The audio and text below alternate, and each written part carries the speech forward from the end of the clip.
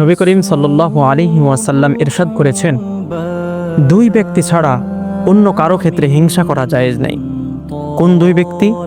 রজুলুন আতাহুল্লাহুল কোরআন, এমন ব্যক্তি আল্লাহ পাক রব্বুল আলামিন যাকে কোরআনুল কারীমের জ্ঞান দিয়েছেন, কোরআনুল কারীমের ইলম দিয়েছেন।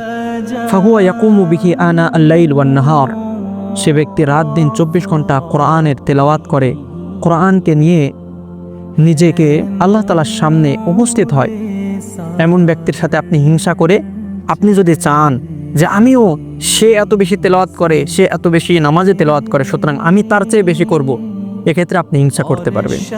দ্বিতীয় আরেকজন ব্যক্তি হচ্ছে অরজুলুন আতাহুল্লাহু মালান, এমন ব্যক্তি আল্লাহ পাক রব্বুল আলামিন যাকে সম্পদ দান করেছেন, ফাহুয়া ইউনফিকু বিহি আনা আল-লাইল ওয়া আনা আন-নাহার, এবং সে তার সম্পদ আল্লাহ তাআলার রাস্তায় রাত দিন 24 ঘন্টা অনবরত খরচ করতেই আছে, অর্থাৎ ব্যয় করতে আছে। এমন ক্ষেত্রে আপনি ওই ব্যক্তির সাথে হিংসা করতে পারেন, অর্থাৎ সে এত বেশি আল্লাহ তাআলার রাস্তায় দান করছে, সুতরাং আমিও করব, এইরকমভাবে আপনি হিংসা পোষণ করতে পারেন।